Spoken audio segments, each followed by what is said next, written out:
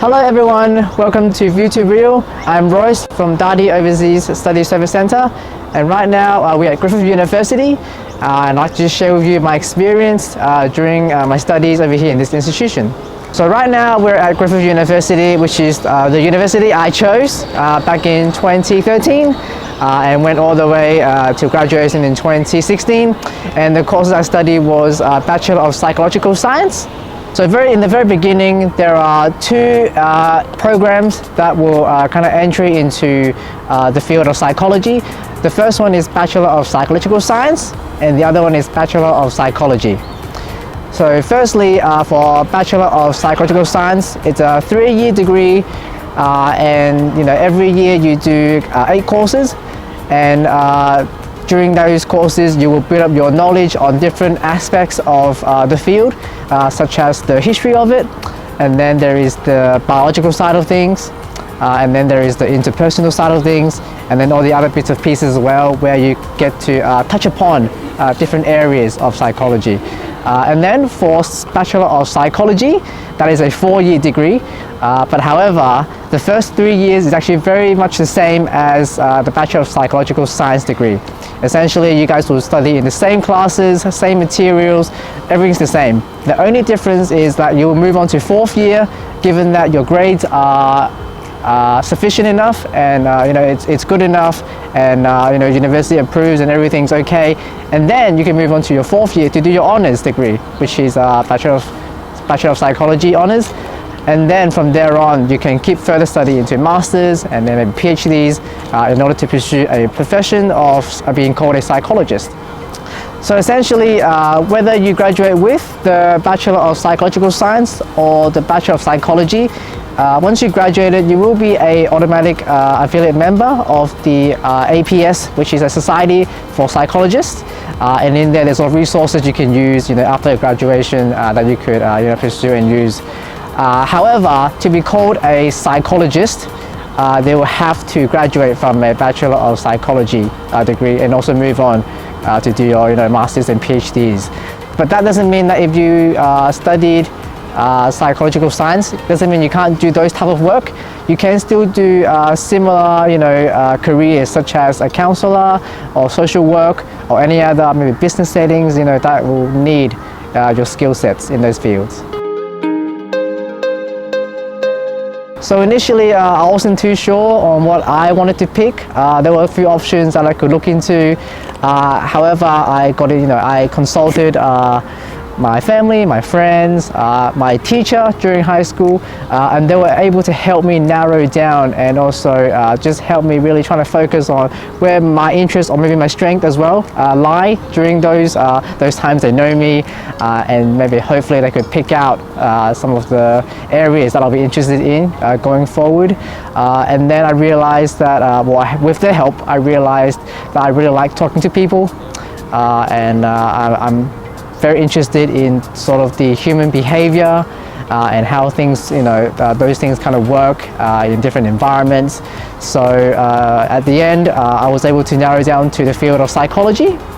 And after I know that, and I know Griffith University is a great university, to pursue as well. So I was like, all right, let's go for Griffith University and go for the psychological science first, and then we'll go from there.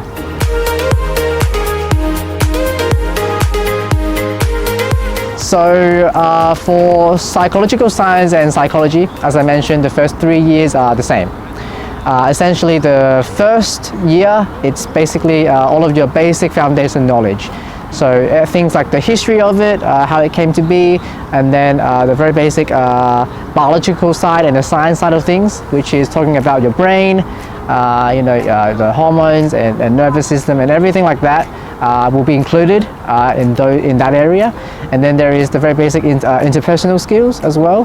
So how you talk to clients, or how you talk to people, how to interact with people, those things will also be included as well.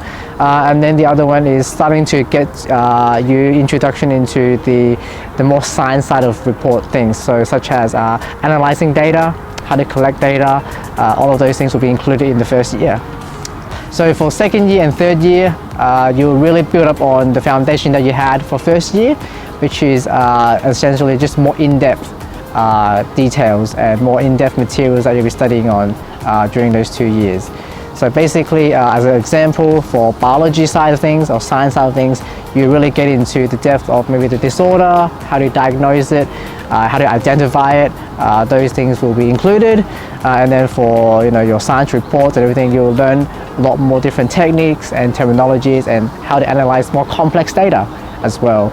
And obviously along the way, you'll get to have more opportunity to do more interpersonal skills, how to communicate, and all of those things.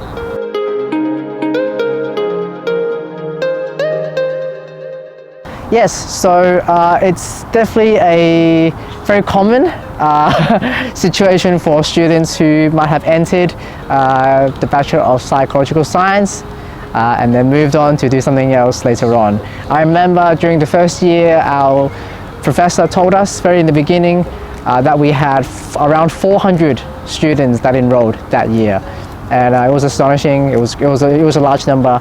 However, she told us that after the first year and on to the second year, it's quite likely at least half will drop. So that will have around 200 remaining, and then on to the third year, probably even less so. So this is simply because when students enrolled, they might not be too familiar with the courses and the materials that they've been given. And it's definitely not for everyone. So it's quite likely that they might, change into something else a bit more relevant to their interest, or something similar to psychology, but not exactly. So as an example, I have a friend who was studying with me during the first year, and in the second year, he moved to international relations, which is all about communications and all of that, but not exactly psychology.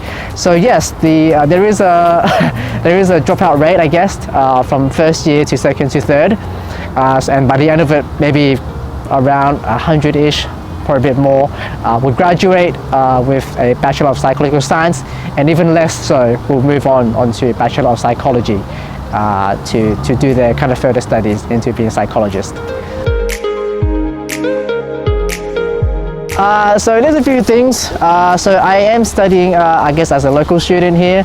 So I moved from high school here on to university. So the study level or the difficulty did have a big jump from being year 12 into a first year as a bachelor undergrad student. So there were a lot of things that you have to get used to, such as the timetable. You have to manage yourselves, and the classes that you pick, sometimes you have to work around it as well. And then there is things like commuting to school, which is I drive, so I have to find a parking, which if you have heard from past students, a lot of universities as well, parking can be a little difficult thing to find. So that is one thing that you could pay attention to, or you could take the public transport, which is a lot easier. But in terms of actually studying, there's a lot of supports that you can receive here on the campus and with your staff members and also the faculty members as well. So if there's any questions that you may have, any areas you're not familiar with, as I mentioned before, then you are very more than welcome to ask anyone, your professor, your lecturer, for help to further elaborate. You can go to the office, you can stay behind during class to ask a bit more questions. And even your peers, if they have a bit more, I guess, knowledge, and at that point then you can definitely share with them. You can go to the library and then you can seek their help, and you can discuss around the table. Kind of the areas that you kind of need more help with, and maybe they can explain it in a bit more, I guess, simpler way compared to a professor would. And also on the campus, there is a lot of student support as well that you could go to. Things like the library, as I mentioned, the admin, and there is the student guild that you could go to that always welcome students. They need anything, or they want to join anything. So there's a lot going on campus. It can be a bit overwhelming at first. However, you'll get used to it, and there's always help along the way.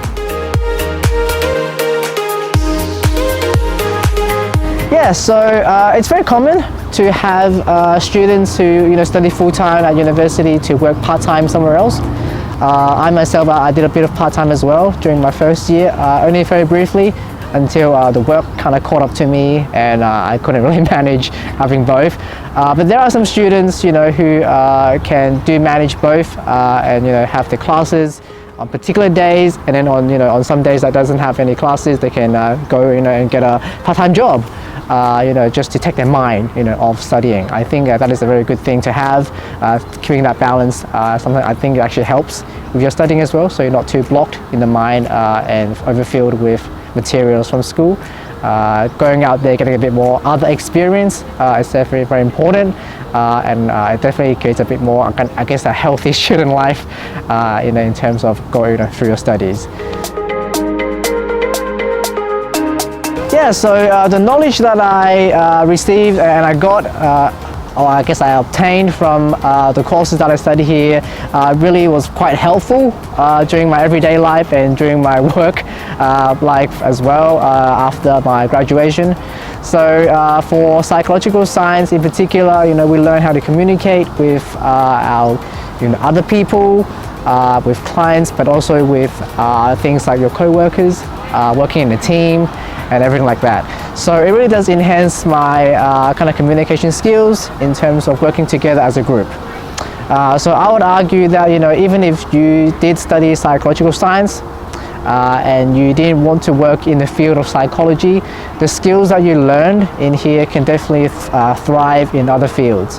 Not just communication, as I mentioned, things like your data analysis, problem solving. Those are very important. There's a lot of fields that require that kind of skill set. So if you are interested in more kind of reporting or science and data-ish kind of careers, then that is definitely something that you'll receive, this sort of skill set, and you can still use, even if it's not a psychological kind of scenario. And as I mentioned, communication is always very important, whatever field that you do, and even if you are not a psychologist, you can still do social work and other sorts of counseling as well that you could help and other people and in the community as well.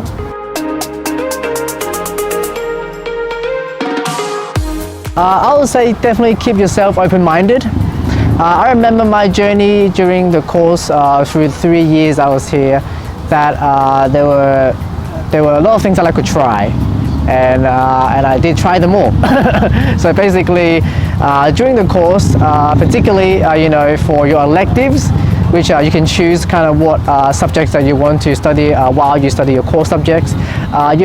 There's times when you are free to really pick whatever you want, given that you meet the requirements. So I pick things like weather science, animal studies, things that kind of interest me, but not exactly relevant to my my bachelor. I could still do it, and really, using that chance and that opportunity, I get to widen my knowledge and just really get a bit of different knowledge and information about different fields that just interest me really, and that really kept me going. So I'm not always just studying just one particular subject all the time.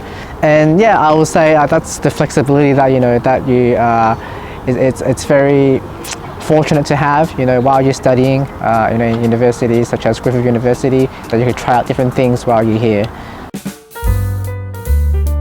有海外升學問題，即刻 WhatsApp 大地啦！